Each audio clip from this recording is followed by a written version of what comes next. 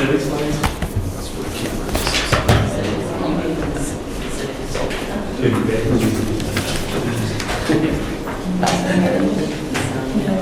You've done this before, I have. They just don't have me like I enjoy it here. Do you have fiber? Selling this price a lot.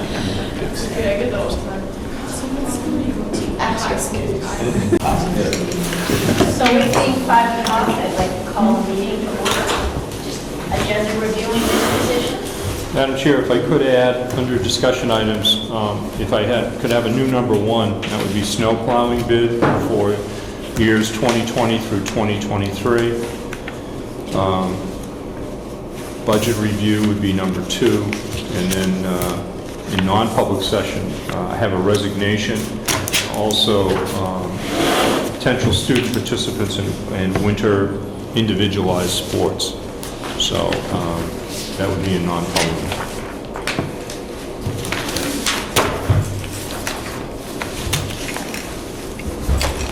Approval of the minutes, we all have the minutes for November 19th, unless there are corrections or amendments, they will stand approved as written. 2-week one, Madam Chair, is coming, and then she couldn't make it tonight, she had Thanksgiving, she went to. Thank you, sir. You're welcome. Tell them to leave this order. I will, Like that. and I don't think I have to read it here, so. But I would note the winter concert, that's a biggie, down at the Silverado Hall. If you're going, it gets full house, so. If you haven't seen one before, it really is a treat. And then I'll be, the same issues they're discussing with me is ongoing discussion with dress code, phones, those issues. So, I'm on top of it. Mr. Howard. I don't have a formal report tonight, Madam Chair. All the work will be done during the budget session. Good to go. Good to go? All right, the committee meetings are next, in 2 weeks, the 17th, here at 5 o'clock. SCC, They haven't met, they were supposed to meet on Monday, but they had no school, so got canceled. So they won't meet till January. well, it looks like you're back on, Mr. Howard. Okay. We went out to bid. You don't need me to read Dan Ross's memo to you. We went out to bid for a consolidated bid on snow plowing for Pemmy Baker, Plymouth, and Rumney. And we had one bidder, it was R.M. Piper. He's been doing it now for a number of years. They do a very good job for us. So I'm asking that the board approve contracted price of $18,300 per year for a 3-year contract. All right, so recommendation from the superintendent, would anyone like to make a motion? I'll make a motion. Seconded by... All those in favor? Aye. Opposed? And no abstentions, that was unanimous. Okay? Great, thank you. We're going to, does everyone have their budget folder with them? Got access to it?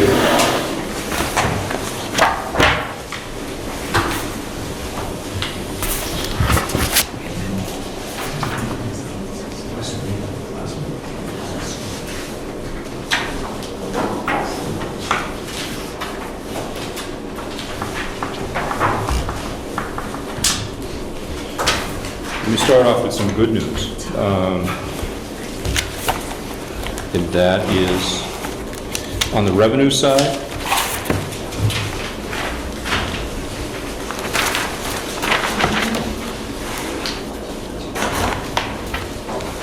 You all know what the revenue sheet looks like, right?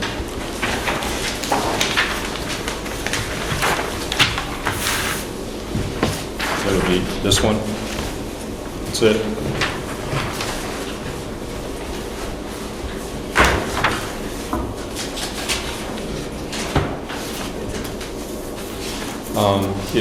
With the permission of the board,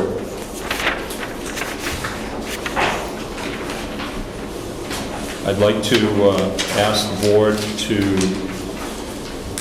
move the retained fund balance from FY19. Do you remember we had about $500,000 left over from last year, and we used half of it as unreserved fund balance to lower the taxes, and we retained the other half of it, so about $564,000. And I'm asking tonight that you move that into potential unreserved fund balance for next year, which will help reduce taxes. So it's real money, it's in the bank, and we're just plugging it into the unreserved fund balance. And that will lower your assessment. Your current assessment increase is, some papers here.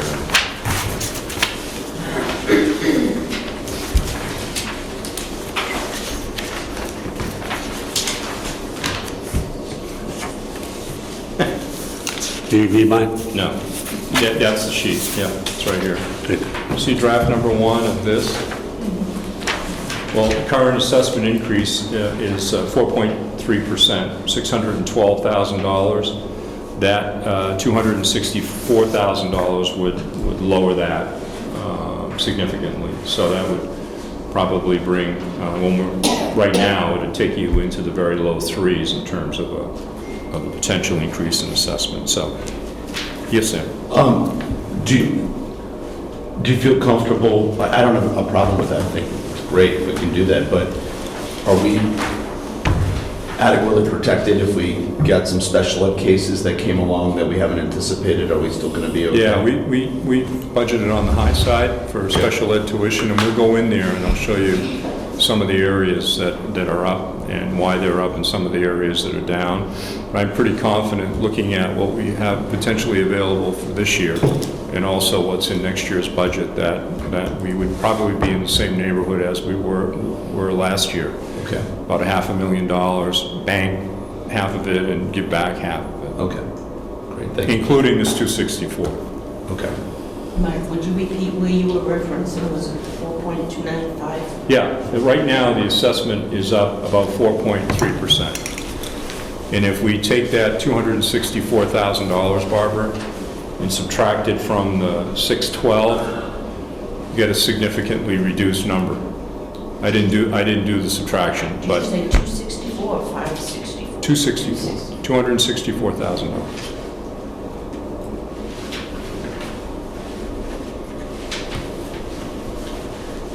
So, Madam Chair, that's the request I have. First off, this evening is just for draft 2, it would be to add that 264 to the revenue page. Do I hear a motion to add that? So 264? Sam, seconded by Sam. All those in favor of moving 264 to revenue from unreserved fund balance? Aye. Looks like that's unanimous. Thank you. So let me walk through some of the highlights on the appropriation side and talk a little bit about it. Tonight's the night for any questions or issues. On line 791, the snowplow bid, we're gonna have to increase that by 300. We had originally budgeted about $18,000. Well, $18,000. So that'll go to 18,300 based on the bid that we just got. And then I want to go to special ed and talk about the relationship between line items in a big picture sense, so that if citizens were saying, you know, what are you doing with special ed and how you're handling stuff, you'll have a sense of, without the minute details, you'll have a sense of what's going on. So we're on line, I'd like to take you to line 163 in the special ed budget.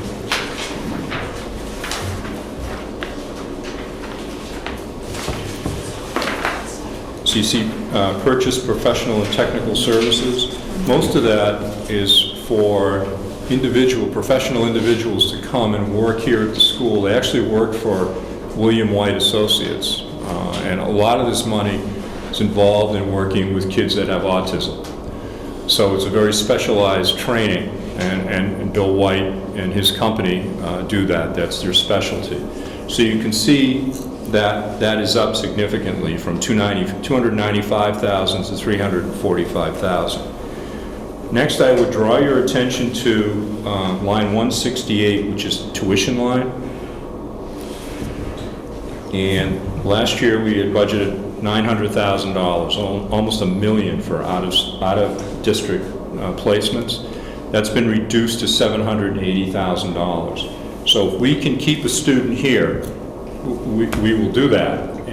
But we need help to keep them here. But we think overall, it's a better educational experience for the student, and it's a little more cost-effective for us. The other issue that I would draw to your attention is line 805, out in the far reaches of the budget in transportation.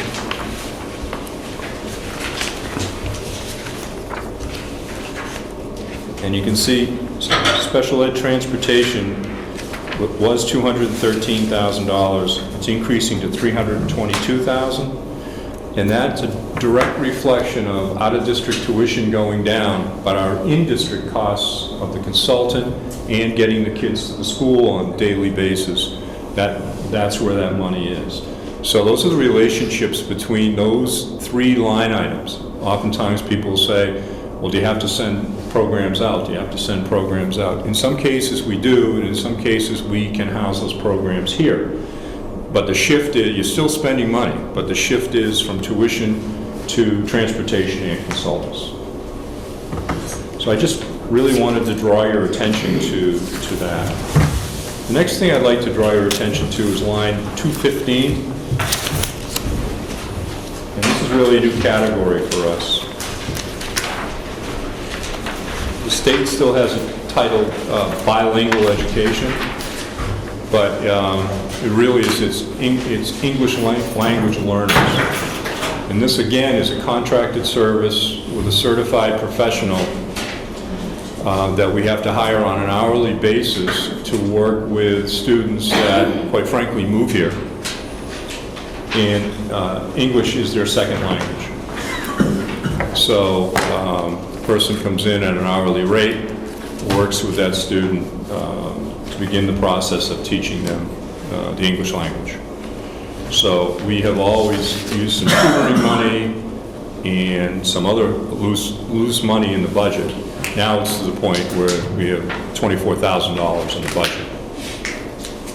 That's one student.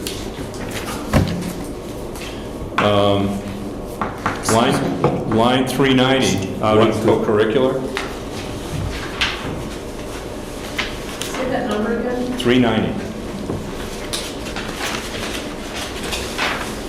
And that's professional and technical services in athletics. That's an increase in the cost of referees. Their per diem salaries are going up. That's based on the NHIA working with the referees and coming up with a stipend. There's two things happening nationally, quite frankly. Fewer people are going into refereeing because of, quite frankly, the misery that they go through. Any of you who've been to a game, it's fair game. I mean, it's always been kind of rough to be an official, but in the old days, you'd go home and that was the end of the night. But now, social media, these people are being hounded 24 hours a day. So there are going to be fewer and fewer people that want to venture into this business. And like an economy of scale on supply and demand, it's going to go up. So I just draw your attention to that. On a couple of good notes, line 511 in the guidance department.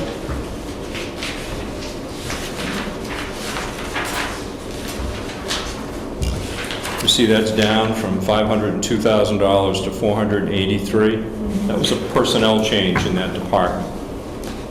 We had guidance counselor resign, and we replaced them with a guidance counselor who is not that high on the scale. Line 532, nursing services. We've had a really nice relationship with Spear Hospital. And probably a few years ago, there was an issue with taxation in the state of New Hampshire. and it was costing us money. The nursing program, quite frankly, was not breaking even at the hospital. And they had discussed actually getting out of the nursing business for schools. And we met and said, you know, it's an important part of our health structure here. It's everything the hospital does for us. So we helped out the hospital so they would be at a break-even point. The law changed, and now the hospital said we don't need that extra money that was coming there to help us break even. So now that's back down, so you see significant savings, about $14,000 savings. But that's the relationship that we have with the hospital. It's one of our better relationships, quite frankly, with vendors. And yeah, it's about $15,000 savings. Line 589, and that is OT services. That's up $10,000 this year. Again, it's reflective of services called for in IEPs. And that's a contracted service. Mark, why is that not categorized under special ed? OT and PT? OT and I guess PT? speech too, yeah. Yeah, because they want it with medical services. Oh, medical. Yeah. And that's why when someone says, you know, what's your total special ed cost? You really have to go through the entire budget to take the medical services out, along with the 1,200 accounts, and then you've got to go into transportation and pull all of that out. So folks at home that are looking at what categories are, those need to be included in there.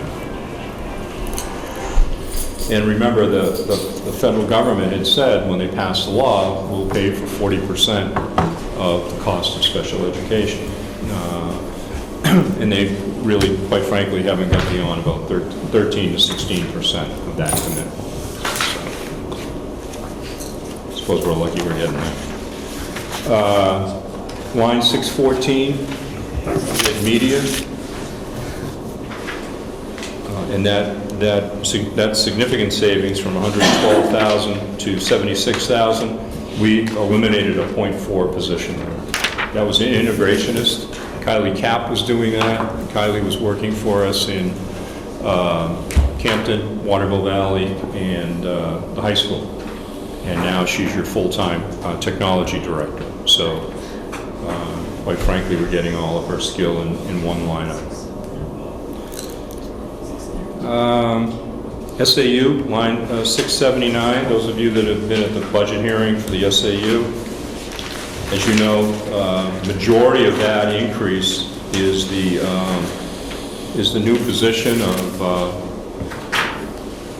technology director and overseeing cybersecurity. This is a $45 million business. It fluctuates depending on construction in terms of the bottom line. But hundreds of employees and a ton of student data, private student data that needs to be protected. We've been patching it, and quite frankly, with me leaving, I feel very uncomfortable leaving you with patched up stuff. And we've proposed to put a full-time position in the budget.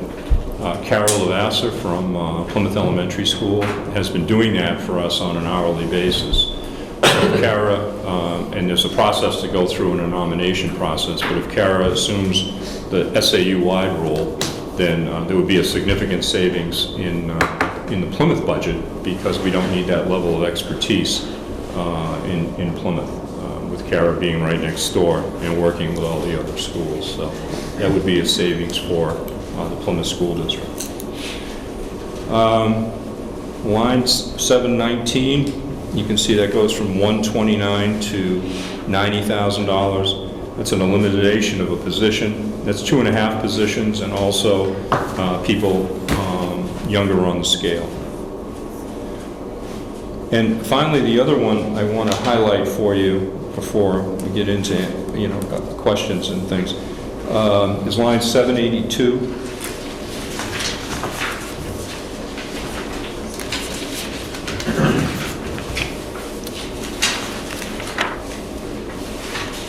and that is repairs to buildings and grounds. And you see we had 5,500 last year, and now it's 52,500. That $47,000 represents going from the chains that we have at the different locations to gates that would swing up, automatic gates that would swing up, and some lighting in this back area. When you look out the window, it's pretty dark. We would be putting some higher grade lighting over there. The majority of the money would be the gates. And let me tell you how we stumbled upon that. When Plymouth had its unintended event this fall, little guy pushed the panic button and all heck broke loose. State police came from all directions and police departments. They came up Merrill Street, came right up, couldn't get in because the chain was across the road, and so that cruisers could not get onto the campus there. They left the cruisers and came running to the situation. So when we sat down afterwards, and all of us said, we got to do something about those chains. John is looking at automatic gates that you'd have a fob or a code, and we would share that with all the emergency folks. So when they did come, they would just plug in, or they would wave their fob, or whatever they were going to be doing. So that's in there for your consideration. You know, the easier part of it is someone stopped me on the sidewalk and said, you know, why don't you give everyone some bolt cutters and save yourself 50 grand? And, you know, it's hard to argue, but, you know, it's not really practical. But, so I just wanted to, Madam Chair, I just wanted to take a few minutes to highlight some of the things that many of you may have seen as you wandered through here. But I would describe this very much as a maintenance budget. We're down. When you look at the number of employees, we have 3 retirements, and we plan on replacing one of those positions. Now, that doesn't automatically mean that 2 people from the English department are leaving, and we're not going to replace them. What we're going to do with Mr. Price is say, where do the kids go when they sign up? So there may be 2 people coming back in English, and the other retirement is in science. So we're going to take a look. It may be that other departments, we have to do a riff in another department because that's where the kids aren't going. So we're looking at just FTEs right now, and we're funding 64.4 from 66.8, and that's 3 retirements, 1 position back in the budget, and also the 0.4 of Kylie Cap, who comes out of that account, and we've eliminated that position. And if you look at the support, it's down a half a position, and I highlighted that a little bit earlier. And that's going from 43.7 to 43.2. It's interesting, I want to highlight for you, when we had, back in 2009, we had 803 students here, and we had 14.95 special ed aides.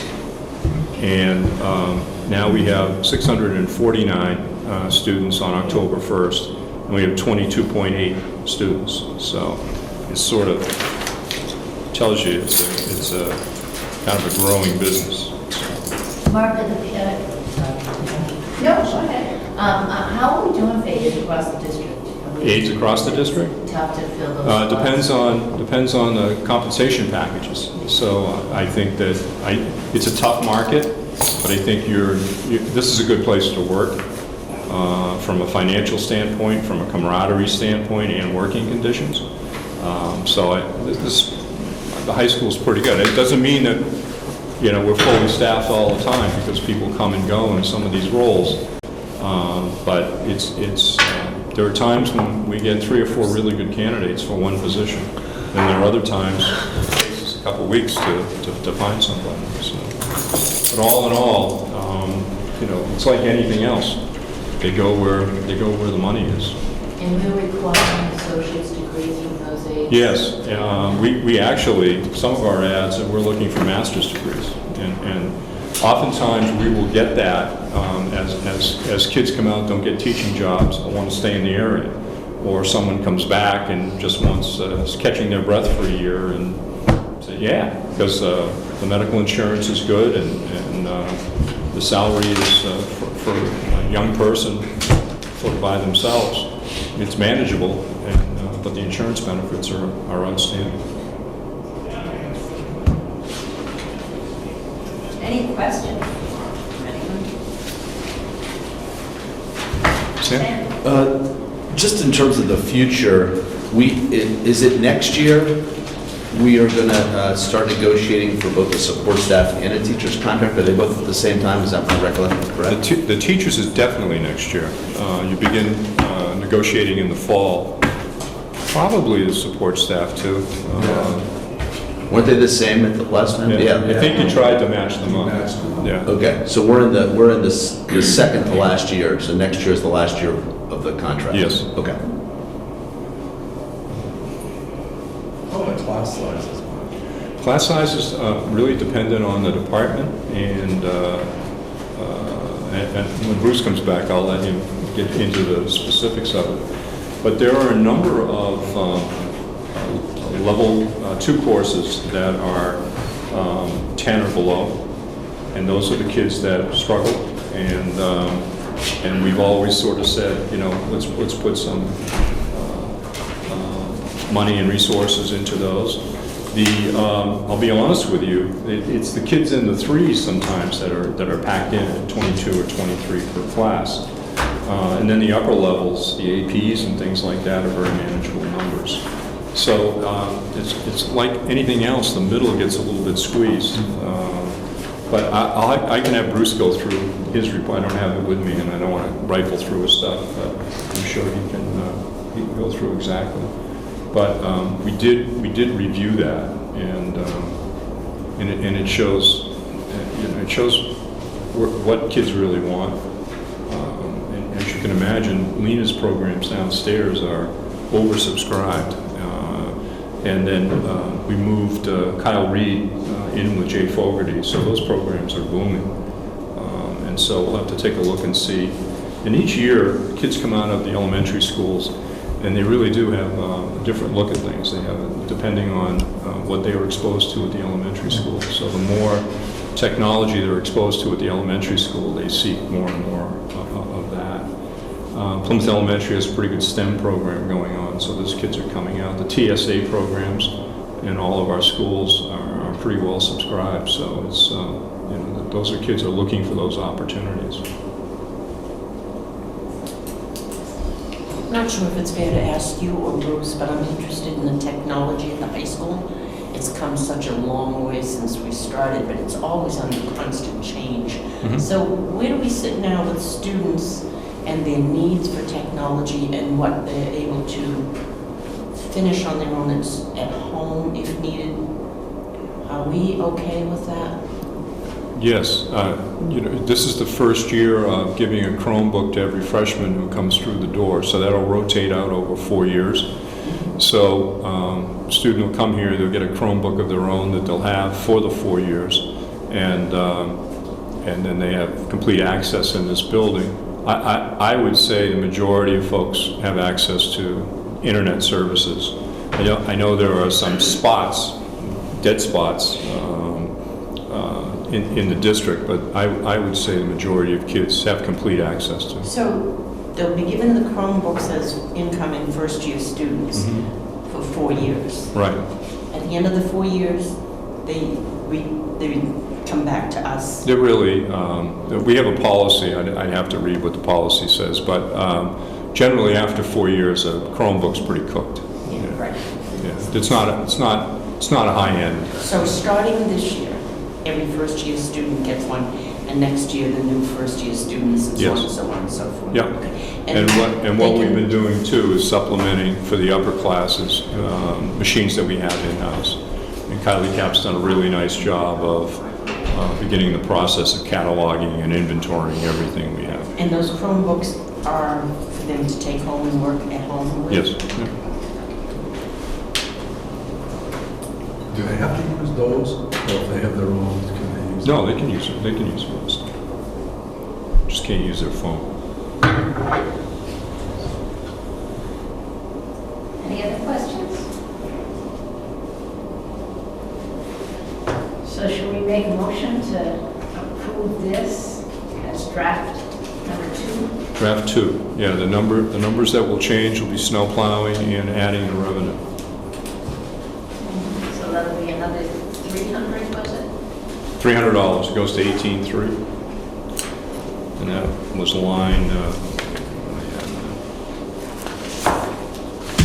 it's out back by parking, right? Line 791. 791, thank you. That'll go from 18,000 to 18,300, and then we'll add 264,000 in revenue under unreserved fund balance.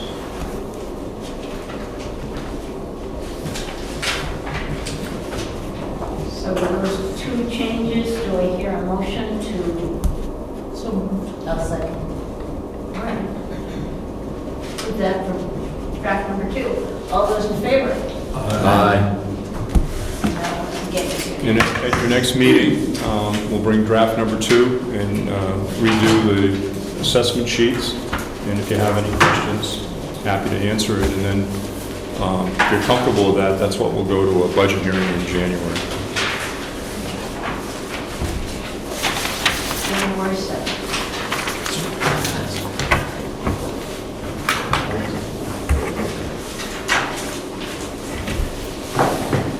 Well, good job. Thank you.